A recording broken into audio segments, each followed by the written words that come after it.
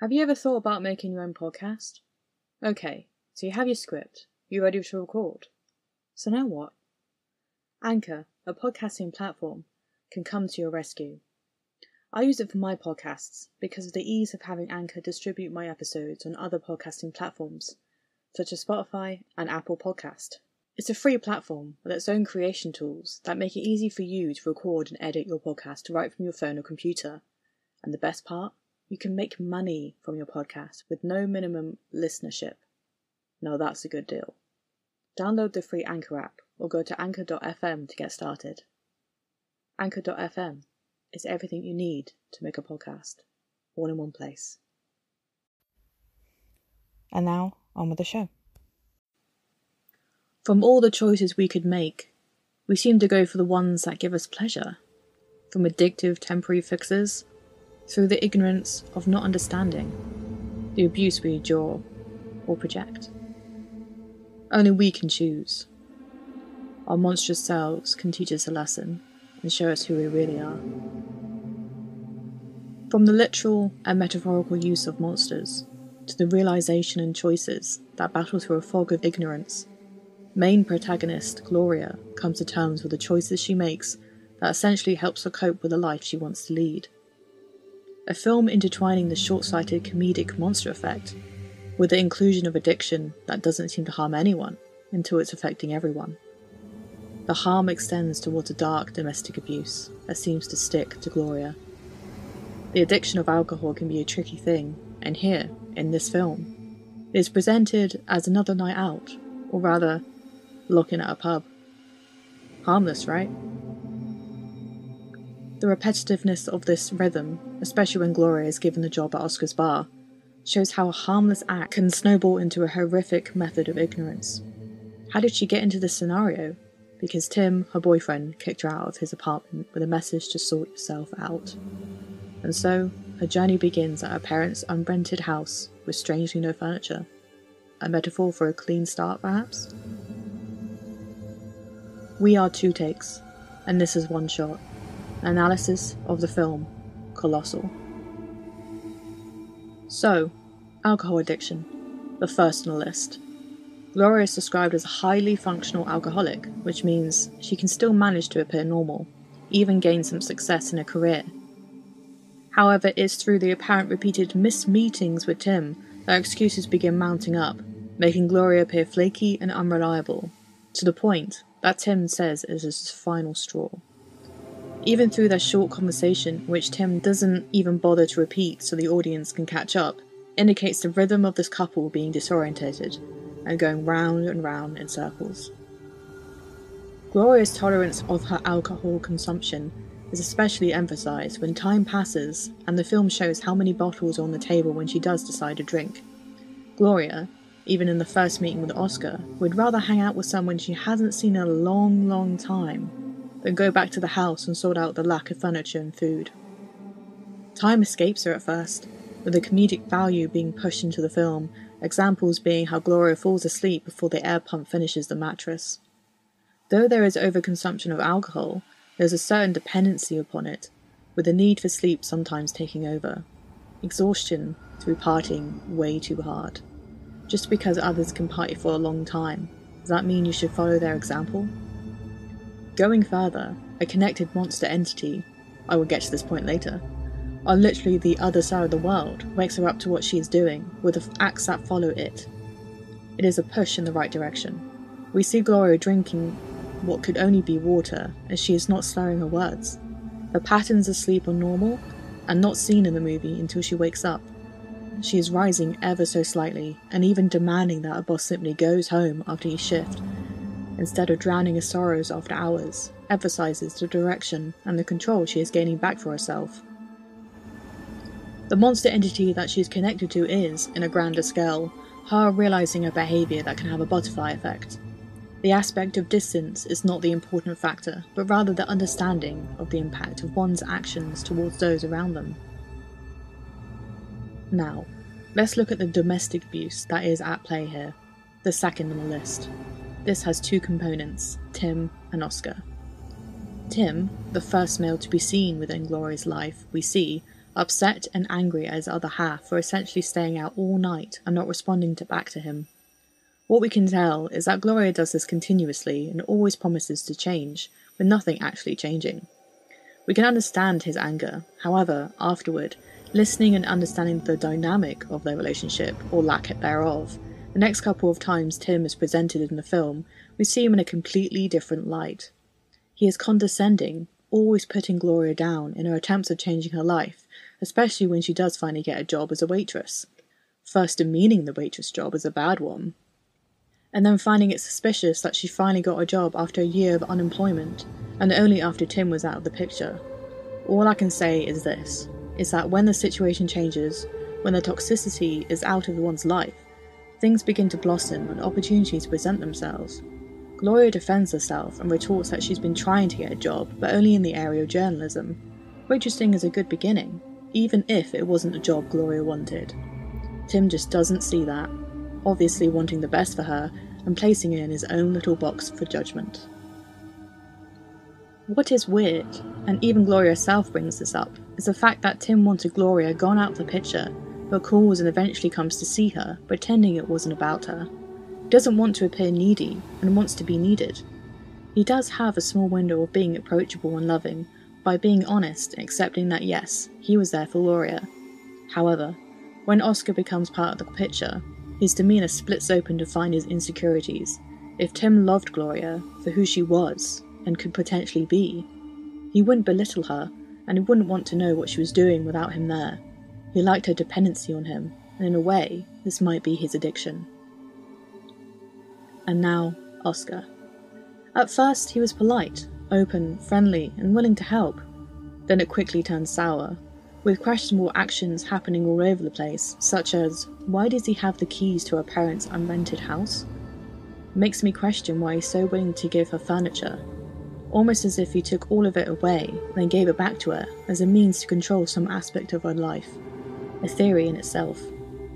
Going back to the snowball effect of Gloria's ineffective strategy to get her life back on track, it seems to happen at 2 points. One being Gloria sleeping with toy boy Joel, the attractive friend of Oscar's, because why not?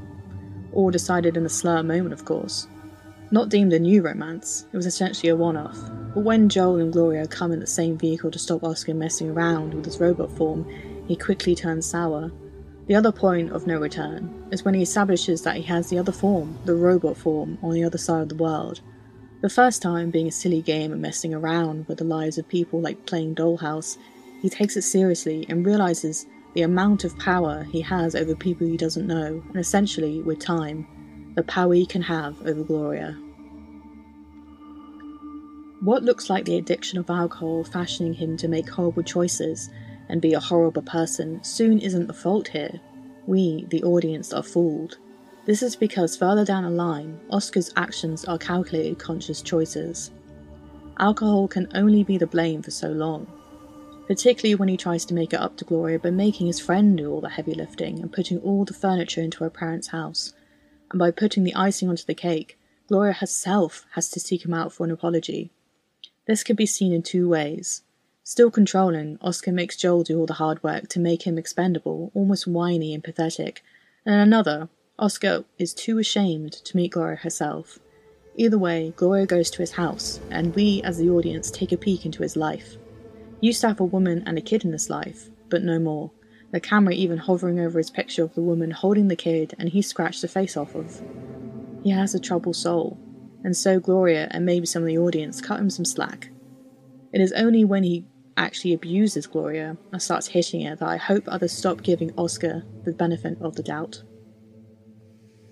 The journey to find that inner strength and to realise the abusive signs, especially when they repeat themselves, has Gloria understanding, through her clear-headedness, that she does have a choice. She comes to understand that what Tim and especially Oscar are doing is not okay. That those who see and do nothing, like Joel and Garth, are not okay. These collective of people, whether they do all of the damage, or when they sit on the sidelines and only watch, and not intervene, present the concept that Gloria cannot ask for help. This is seen multiple times, especially when she is beaten down to the floor in the playground, and when Oscar blackmails her into staying. using and presenting the choice of staying or letting Oscar kill hundreds of people. And for the viewer, this seems like her only choice. Using the ability of his robot form, he is now as good as Gloria, his own words, and uses it against her. Why? Because he's controlling, dominating, and wants her? No, because he is madly jealous of Gloria and her life. Whilst he was stuck, she was not. And now that she is, he wants to keep her that way. To have someone inferior to him, or perhaps to have someone on the same level as him. Someone who has hit rock bottom. If you compare the domestic abuse situations here, it can be understood why Gloria would want to leave this and go back to Tim. From being belittled to being attacked, what would you do? From something familiar and perhaps manageable to someone who is a wild card and uses fireworks in his own bar as an example of his power over Gloria, it would be safe to assume that Tim might change his ways. But we all know that this is not the case. What seems like a battle between two men for one woman becomes a whole different genre. It boils down to the monsters and the people on the other side of the world. And this leads me to my last point, about the monsters. I do not have the knowledge to understand or to explain the phenomena that happens to Gloria and Oscar when they are little children, but what I can explain is why those monsters were chosen to present the kaiju, the Japanese genre of huge monsters attacking cities. Or at least, a theory in a way. Gloria's manifestation of a monster is that giant thin lizard-like creature, right? Made of flesh and blood, supposedly. This representation could be of an intelligent being, and because of the actions that Gloria has chosen to perform within this manifestation, shows an emotional intelligence. That Gloria, represented through the monster, is showing that, yes, she has problems, but she doesn't intend to harm anyone around her. This shows us that she is understanding that her problems are not her own, but on a much larger scale. It's a ripple effect that can impact, in this case, hundreds of people. Oscar's is a robot. Why? A theory could be that a robot is an intelligent but unemotional and thus unapproachable being. A one-track mind with every intention to succeed in its goal, no matter the consequences. Would you say this fits Oscar well? His actions speak for themselves, and though I would theorise that there is a monster in the metaphor, I can go one step further. There is a thing called monster theory. Monster theory is the concept of realising, through psychology, philosophy, and mostly folklore, that monsters are those gatekeepers of the unknown, the scariness in the dark, the heeded warning in the woods, the scream before the fall of black. Monsters are everywhere. They have been for thousands of years in the art of storytelling. But what makes it so interesting is the attraction and realisation of how we as humans can give in to these desires that can make one monstrous. From thinking of external forces in lore, of monsters such as the boogeyman, the vampire, the werewolf, and so on, their outside influences can scare us, to now thinking internal, with our own minds and thoughts. It all boils down to our consequences and choices that make us a monster, either in the eyes of others or to ourselves. This aspect is termed the other. It's the unconscious and unknown of those nasty things we feel and think coming to the surface, and how some people are fearful because of it. It is the unknown, and with the unknown, what would you do? Run towards the familiar, or fight back or embrace it? Looking towards Oscar's hatred and jealousy that consumes him, we can objectively put him in line with the monster's theory. He is a monster. It's obvious. A quote from the book Monster Theory Reading Culture explains it in more detail. The monster is continuously linked to forbidden practices in order to normalise and to enforce. The monster also attracts. We distrust and loathe the monster at the same time we envy its freedom, and perhaps its sublime despair. Through the body of the monster, fantasies of aggression, domination, and inversion are allowed safe expression in a clearly delimited and permanently liminal space. Escapist delight gives way to horror only when the monster threatens to overstep these boundaries. When contained by geographic, generic, or epistemic marginalization, the monster can function as an alter ego, as an alluring project of an other self.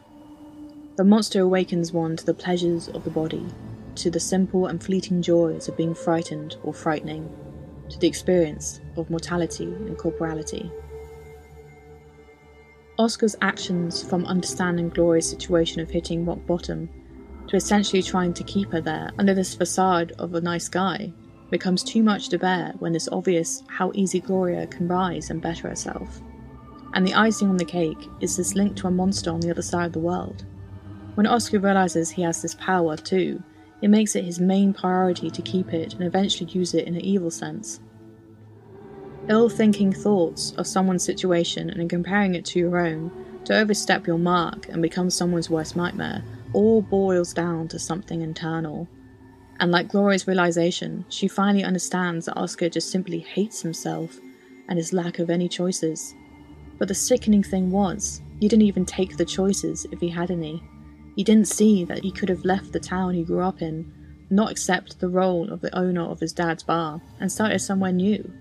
Unfortunately, we do not know how his childhood went down, but from his actions we can assume it was not a good environment for him. Oscar is repeating the monstrous patterns, not learning, even on that fated diorama day, that this should be seen as a lesson. And unlike Gloria, uses it selfishly and without consequence for some short-sighted impact. This is his downfall. This is why his demons have caught up with him, whilst Gloria's are set free. The choice of letting go and the freedom away from the toxicity of bad relationships, or bad habits, and of course, of the monsters inside of us. If you enjoyed what was said, please follow me on Anchor and Spotify. Be kept in the loop for new episodes by following my Instagram. And if you have any questions, email me at 2takespodcast1@gmail.com. And as always, thanks for listening.